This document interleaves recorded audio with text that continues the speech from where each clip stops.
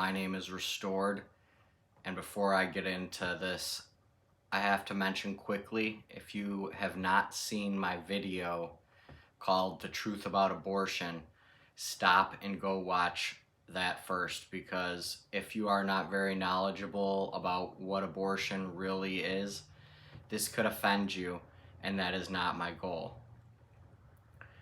But if you are on the fence of what people call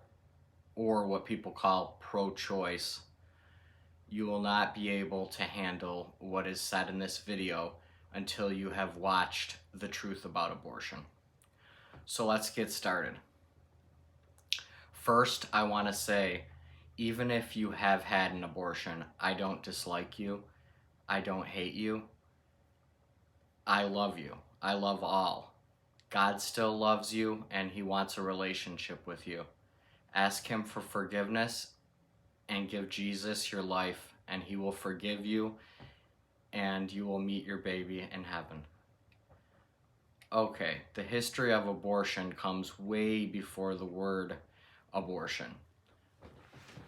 When we know the truth, we know that what is called a fetus by some, or a lump of cells, is in fact a developing a baby, developing in the womb. When the baby is killed, it is a baby being murdered. People have been murdering babies for more years than we know.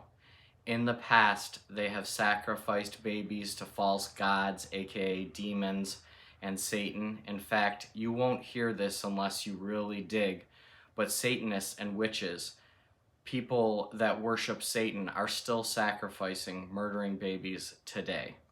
In certain areas of the earth, people are also forced to murder their babies because they have gotten pregnant young and the family doesn't want to be embarrassed, etc.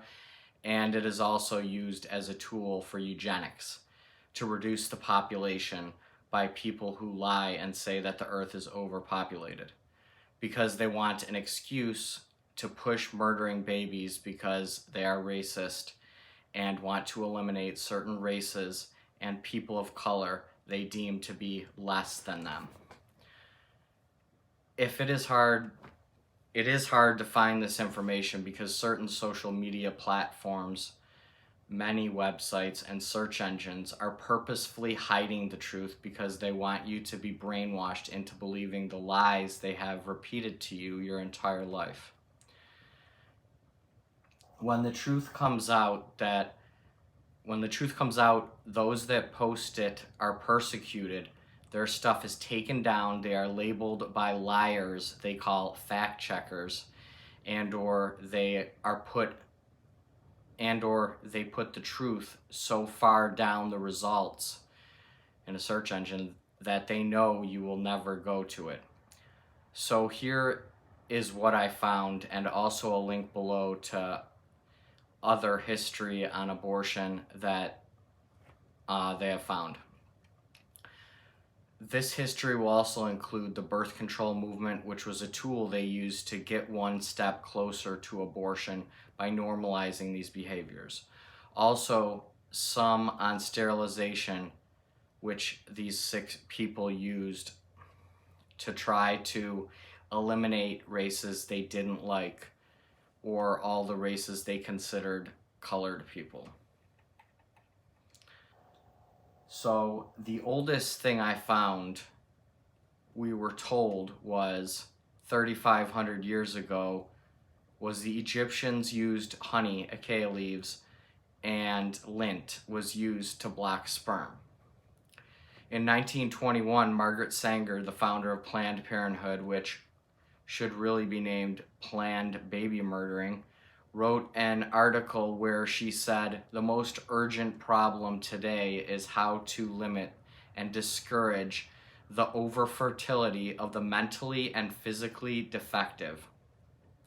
In 1923, specifically on April 8th, 1923, in a New York Times interview, she said, "It means the release of cultivation of the better racial elements in our society and the gradual suppression, elimination, and eventual extirpation, aka destruction, of defective stocks.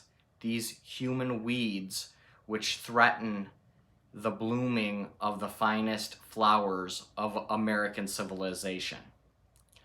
In 1926, Margaret Sanger spoke at a KKK rally. In 1939, on 12/19/1939, Margaret Sanger's letter to Dr. Clarence Gamble said, "The most successful education approach to the Negro is through a religious appeal. We do not want the word to go out that we want to exterminate the Negro population, and the minister is the man who can straighten out that idea if it ever occurs to any of their more rebellious members," end quote. When World War II ended and we were told that men were coming back with STDs, so Margaret Sanger used this as an opportunity to say what about the women, and heavily pushed birth control on women. She pushed birth control all over the world in poorer nations in an attempt to lower the population. In 1950s, birth control was pushed and tested on people in Puerto Rico. Clarence Gamble was finding a new way of sterilizing women because he thought that the poor people shouldn't exist. And he was bringing people to doctors to test these sterilization ideas in Puerto Rico. Clarence Gamble was also big into eugenics and worked with Margaret Sanger on what they called the Negro Project in 1939, where they said they were trying to get birth control to poor black neighborhoods. In memos, Margaret Sanger and Mr. Gamble wrote that the Southern black people breed carelessly and disastrously. In memos, Clarence Gamble wrote to Margaret Sanger saying black people are less intelligent and less fit. They were clearly extremely racist and wanted to do anything and everything they could to stop blacks from existing, so they tried to stop them from breeding by any means necessary. This is still going on today because people don't know the truth. In 1968, Puerto Rico was on record for having the most sterilizations on Earth. Today, the entire population has dropped at least 11%. How did this happen? Well, Margaret Sanger was financed by Clarence Gamble, the hire of the Procter & Gamble company fortune. Clarence Gamble was also trying to lower the population by placing quote-unquote women's health care facilities all over the world in poor areas so he could spread birth control and lower the population. She also worked with a scientist, Gregory Pincus, also a eugenics supporter, who developed a birth control pill, and Clarence Gamble financed this and financed testing this pill in Puerto Rico, which had no abortion laws. And they were pushing for sterilization on its people and saying, you are wrong, selfish, if you are poor and don't have a small family.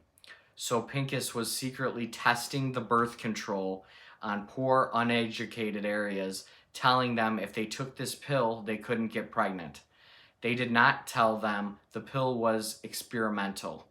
20% of the women dropped out because of side effects, but they just blamed the women.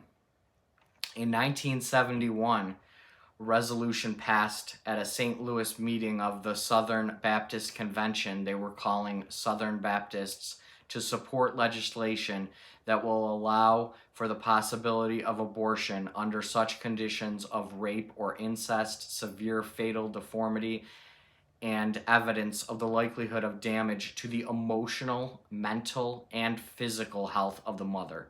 In 1972, Margaret Sanger, when she was a member of the American Eugenics Society, said, improving the genetic composition of humans through controlled reproduction of different races and classes. But who could she be talking about? Well, we know Margaret Sanger was a white female and she shared her vision at a KKK rally. We know that most Planned Parenthoods are placed in or near black neighborhoods. We also know that blacks make up 13% of the population, but 1/3 of abortions are black babies. Margaret Sanger was also in charge of giving out IQ tests, and she wanted to choose who to sterilize based on those IQ tests. Abortion is the #1 cause of death in the black community. More black babies are aborted in a year than are born. In 1973, Roe v. Wade left the states the right to decide in later trimesters. Also in 1973, the same day as Roe v. Wade, in Doe versus Bolton, this decision included psychological, emotional, and physical factors had to be taken into consideration in a woman's health or an abortion. So basically took away states' rights in later trimesters, and the woman, because doctors could just use excuses such as the woman's psychological or emotional health needs to be considered. In 1982, Supreme Court Planned Parenthood versus Casey rejected the Roe v. Wade trimester distinction and stated a new standard of fetal viability, and a woman can basically decide how she values the life or when she considers the fetus a life. They upheld the parental consent as an option for each state to decide. It also struck down the husband's rights. It shut down in Pennsylvania where a wife would have to notify her husband before having an abortion.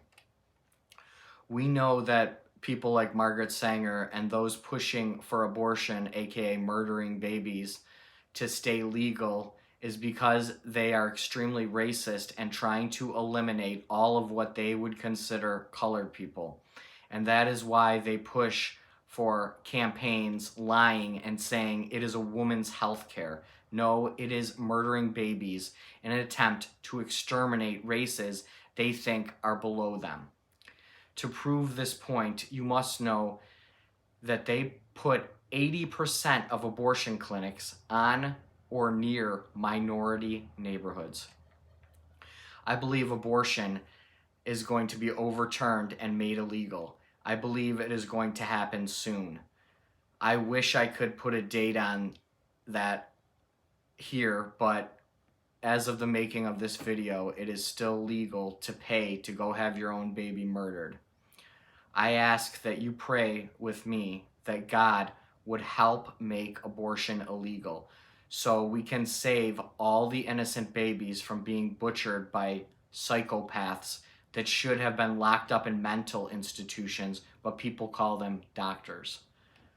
Some recent news is in 2022, Chief Justice of the Supreme Court John Roberts' opinion makes it clear there is no right to abortion in the Constitution. In 2022, Florida Governor Ron DeSantis will sign a bill to ban abortions after 15 weeks. In 2022, San Angelo, Texas ballot measure will ban abortions, make it a sanctuary city for unborn babies if the ordinance passes. San Angelo would join more than 40 other cities across the U.S. in protecting unborn babies by banning abortions within city limits. In 2022, Dobbs versus Jackson, Women's Health centers on a challenge to a Mississippi state law that bans abortions after 15 weeks. Mississippi Solicitor General Scott G. Stewart has asked the Supreme Court to overturn the 1973 Roe v. Wade decision. I ask that you all pray that God would help move people to stand up against this murdering of innocent babies. And I ask that you would pray that God would overturn and make abortion illegal. I love you all, no matter what you believe. God bless you, and have a great day.